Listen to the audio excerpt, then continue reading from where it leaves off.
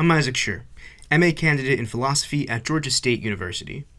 You may know about parasocial relationships from other academic work or from popular online video essays, but there's not much work being done on them in academic philosophy in particular, not even in the field of social epistemology where they're especially relevant. So in this presentation, I'd like to bring some recent developments in social epistemology into conversation with the concept of parasocial relationships. The term parasocial relationships was first coined by sociologists Donald Horton and R. Richard Wohl in 1956, though they originally used it to analyze the one-sided relationships between TV talk show hosts and their audiences. The authors recognized the broad applicability of the term to other forms of media. The term was then largely forgotten by academics until the 1970s, when it saw a resurgence that continued into the present amongst communication studies, psychology, and sociology. Horton and Wohl defined this phenomenon as relationships which give the illusion of face-to-face relationship with the performer. A more contemporary definition, which makes the epistemic salience of this phenomenon clear, is that the interactions which build these relationships are defined by the one-sidedness of the interaction, with the viewer knowing the television celebrity quite well while being completely unknown in return. This culminates in the continuation of the feeling of knowing the celebrity long after the program had actually ended. It's clear that the internet and social media especially has facilitated the proliferation of parasocial relationships in contemporary society. As Horton and Wohl pointed out, in parasocial relationships, the technical devices of the media themselves are exploited to create illusions of intimacy. And there's no better device to create the illusion of intimacy than the smartphone. In Horton and Wohl's time, the television gave the illusion of celebrities sitting in your living room. But now our phones, laptops, and tablets can create the illusion of face-to-face interaction wherever there's an internet connection. Furthermore, we scroll past the social media posts of celebrities right alongside those of our friends. Vloggers and live streamers invite audiences into their personal lives, though still in a calculated and performative way. The modern-day social media influencer is a paradigmatic case of parasocial relationships that Horton and Wohl might not have imagined. Examples of these performers, who are perhaps better called personalities, range widely across demographics and political beliefs. The key epistemic feature of parasocial relationships is an intrinsic asymmetry of knowledge. As a rule, parasocial interactions which build these relationships relay information to an audience meant to stimulate an intimate familiarization with the performer. The audience receives information but relays none back to the performer. This results in audience members acquiring beliefs about the performer which are unlikely to be true, or at the very least don't constitute knowledge of the performer's genuine personality. But convincing the audience otherwise is crucial to building and maintaining these parasocial relationships. So the epistemic asymmetry is usually twofold. First, the audience gains beliefs about the performer, which they're likely to think true but may in fact be false. And second, audience members acquire beliefs about the performer, typically many beliefs, while the performer typically acquires little to no beliefs about the audience members in return, at least not as individuals. The performer is likely to acquire beliefs about their audience as a whole, as a group. Even if a performer communicates mostly accurate information to their audience, this eliminates only the first element of the asymmetry, and not the second. While this first element of asymmetry is present, though, the epistemological status of the relationship is not only asymmetrical, but also inaccurate, potentially misleading, and possibly even deceptive. This epistemic asymmetry also creates what Horton and Wohl called a persona, which is essentially the person that an audience thinks a performer or personality is like. So, to clarify terms, I'll refer to the literal people occupying performative roles as personalities or performers interchangeably, whereas I'll use the term persona specifically to refer to the way these people's audiences think the personalities or performers are. Finally, it should be noted here that whether or not a given public figure has a parasocial relationship with their audience is a matter of degree. For instance, a famous traditional actor like Tom Hanks might have parasocial interactions with casual fans on Twitter that nonetheless don't develop into parasocial relationships, since people are primarily exposed to Hanks through the medium of movies. Film is less interpersonal and thus doesn't hold the same potential for fostering parasocial relationships as other mediums. This isn't to say that one couldn't develop such a relationship with Hanks, just that it would be less likely, and the resulting parasocial relationships might not be as strong as one with, say, Hank Green, who interacts with his audience primarily through YouTube and Twitter, and often produces content which explicitly responds to fan messages. It's possible for any public figure to build parasocial relationships with an audience, but not all do. Consider the reclusive artist trope, exemplified by someone like the musician Frank Ocean, who has a sparse social media presence and rarely does interviews. An examination of the potential epistemological issues arising from these relationships is important. Parasocial relationships are prime sites for what Zitai Nguyen calls disagreement-reinforcement mechanisms, which are epistemic conditions, either accidentally or intentionally constructed, that cause people to hold a set of beliefs such that the existence and expression of contrary beliefs reinforces the original set of beliefs. Nguyen offers an example in which a cult leader convinces members of their cult that everyone except their fellow cult members have been mind-controlled by alien ghosts to disbelieve the cultic doctrines. Replace this cult leader with a social media influencer, and it's easy to see how parasocial relationships in the 21st century provide fertile soil in which to grow disagreement reinforcement mechanisms. The illusion of intimacy generated by parasocial relationships typically instills a deep sense of trust into audience members, which can be used to instill distrust into others. Consider a toy example. Claire runs a YouTube channel centered around her love of cats. She posts daily videos of herself taking care of her cats and develops a parasocial relationship with her audience. Mark watches Claire's channel and has come to feel as though he personally knows and can therefore trust Claire as he would a close friend. So when Claire opines that cats are the best animals and dogs are terrible, Mark agrees. Claire also says that anyone who claims dogs are better than cats is simply being paid by dog food companies to promote an agenda. And Mark believes this too, deferring to Claire's word as he might defer to the word of a friend over a stranger. This is what Andre Begbie calls evidential preemption.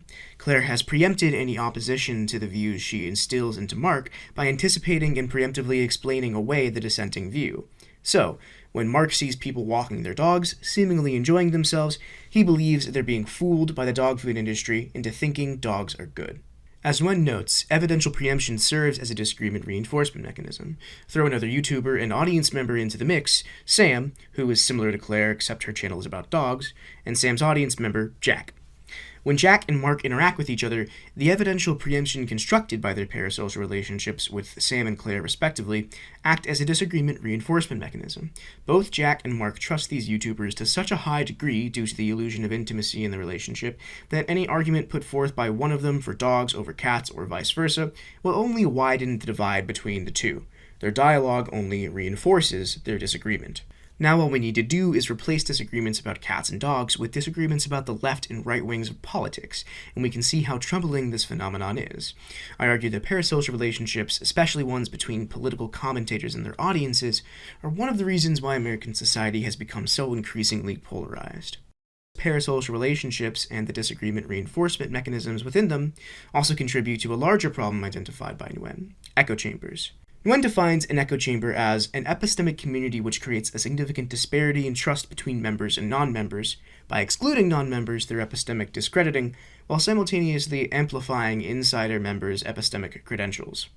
While echo chambers need not involve parasocial relationships, it's easy to see how they can.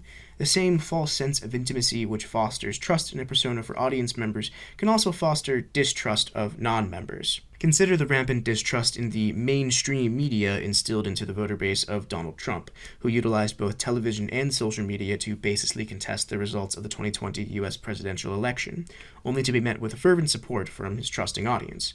The prevalence of fake news regarding the 2020 election also illustrates another problematic feature of parasocial relationships. They can often serve to undermine genuine expertise by misrepresenting people's actual epistemic relationships. First, a brief explanation of three kinds of epistemic relationships is necessary: superiors, inferiors, and peers. Genuine experts are paradigmatic examples of epistemic superiors to non-experts in their fields. They have background knowledge and training that non-experts do not. The flip side of this is that non-experts are the epistemic inferiors of experts. So a professor of physics is the epistemic superior of their undergraduate students, and those undergraduates are the epistemic inferiors of the professor. As such, the professor is better equipped to answer questions about physics than the students, and if students disagree on some matter of physics, the rational thing to do is to defer to the professor's judgment on the matter. Physics professors in general are epistemic peers, as are undergraduate physics students, because they have similar sets of background knowledge and training and occupy the same rank in an educational institution. When two epistemic peers have access to the same information, whatever disagreement remains between them can be considered reasonable disagreement. It's worth noting that I use these terms purely in an epistemic way. I don't mean to imply superiority or inferiority between people as individuals, morally, ethically, politically, or otherwise. Physics professors are not better than their students, They just know more about physics than their students. This leads to what Alvin I. Goldman calls the novice-expert problem, in which non-experts, or novices, have to figure out who the genuine experts really are, which can be difficult precisely because of the epistemic position that novices find themselves in. The problem also mutates into what he calls the novice-to-expert problem when putative experts disagree on a topic. It can be hard to figure out which expert to trust, let alone if both of the putative experts actually are experts. Unfortunately, the introduction of parasocial relationships only complicates matters. When deciding which purported experts to trust, the sense of trust produced by parasocial relationships can be misleading, if not outright deceptive. Personalities can use their parasocial relationship with their audience members to convince them that they know what they're talking about, or know what's really going on, and so forth. In this way, parasocial personalities can create a persona which appears to be an epistemic superior to their audience members, convincing those audience members to defer to the personality on various debates and issues. This isn't to say that genuine experts can't build parasocial relationships with an audience, but just that the trust inherent to these relationships provide opportunities for personalities to falsely pose as experts. Of course, the problem of phony expertise is nothing new, but parasocial relationships make it harder to counteract phony experts due to the high degree of trust manufactured in them, as well as the ability to reach a much larger audience through platforms used to construct these relationships. Plus, parasocial relationships practically eliminate the need for phony credentials.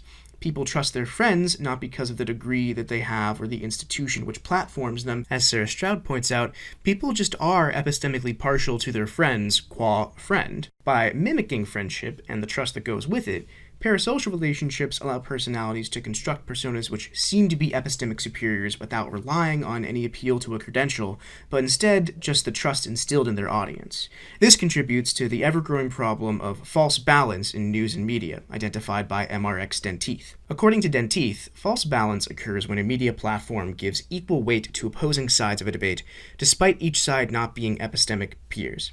Denteith gives the example of reporting on anthropogenic climate change by bringing both a climate scientist and a climate change denier onto a political pundit's TV program. The scientist is obviously the epistemic superior to the denier, but placing them side by side on TV and giving them equal time to disseminate their views to the audience makes it seem as though they are epistemic peers. Contemporary climate science deniers often have parasocial relationships with an audience, so the undermining of genuine expertise, combined with the disagreement-reinforcement mechanisms present in these relationships, can turn problems of false balance in media into problems of false imbalance. Herein, the audience is convinced the persona they trust is an epistemic superior to the opposing side, rather than merely an epistemic peer.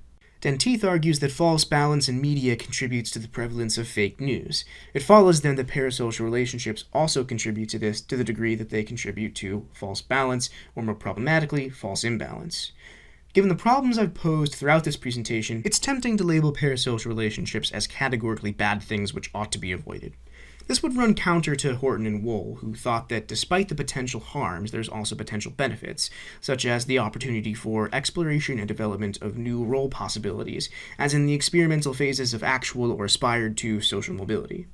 In other words, seeing what sorts of roles the performers fill in a parasocial relationship can spark reflection and imagination in audiences of what roles they might like to hold themselves. So, even if the beliefs acquired about the performers tend toward falsity, parasocial relationships can facilitate self-knowledge. The intimacy might be illusory, but if the faux intimacy has similar benefits as authentic intimacy, then parasocial relationships might just be like authentically intimate relationships in general. There are healthy and unhealthy varieties. On this account, a healthy parasocial relationship is a similar boon to people as a healthy friendship or romantic relationship. But one might argue that changing technologies have revealed the intrinsically harmful nature of parasocial relationships, rendering Horton and Wohl obsolete. I argue this would be a mistake for several reasons. First, parasocial relationships can facilitate genuine social relationships between audience members, who can bond over their shared fondness of a persona. And second, personalities can use their platforms in parasocial relationships for good causes. An example illustrative of both of these virtues can be seen in the parasocial relationship between the brothers John and Hank Green and their audience across YouTube and social media. Their audience, affectionately called Nerdfighteria, has become a close-knit and welcoming community where genuine friendships are made and maintained. John and Hank also mobilize their audience members for worthwhile charitable causes, such as the annual Project for Awesome, in which community members raise upwards of $1 million annually for various nonprofit organizations. The Green Brothers also demonstrate a third virtue of parasocial relationships, which is that they contribute to the collection and dissemination of genuine knowledge through educational projects like Crash Course, SciShow, and the PBS collaboration Eons. Many academics have also developed parasocial relationships with audiences through mediums like podcasts, editorials, and video essays. In other words, parasocial relationships offer opportunities for doing valuable public scholarship. In short, trusting the personas of parasocial relationships is not always a bad thing. It can just as easily contribute to the acquisition of true beliefs as false ones. One final reason for optimism is that audiences can be made aware of the fact they are in parasocial relationships, and thus aware of the epistemic asymmetry that comes with them. Those who occupy the personality role can use their personas to make the exact nature of their relationship clear to their audience members, encouraging healthy skepticism and critical reflection when engaging in parasocial interactions. This is precisely what philosopher Abigail Thorne does in her short film, YouTube, Art or Reality. I argue that such content can make one aware of being in a parasocial relationship without exiting that relationship, reducing the chance of manipulation or deception through epistemic asymmetry. Overall, I believe we ought to embrace these positives of parasocial relationships, both for their own sake and in order to ameliorate the problems I've posed throughout this presentation. Part of the reason for this embrace is that parasocial relationships are probably just not going anywhere. The technology of the information age is so well suited for their construction that it's difficult to imagine effectively preventing their formation without massive interference in people's personal lives. Thus, philosophers ought to do more research on parasocial relationships, such as identifying features of healthy and unhealthy ones and figuring out how to promote the former and counteract the latter. This research need not be limited to social epistemology either. There are clearly aspects of parasocial relationships which bleed into areas like ethics of technology and information, political philosophy, and moral psychology. Regardless, I believe I've offered good reasons for philosophers to be interested in parasocial relationships. Thank you so much for watching. I hope you enjoyed the presentation. There will be an opportunity for a live Q&A. Information about that will be coming up on the screen now. There's also opportunities to discuss in the online forum below.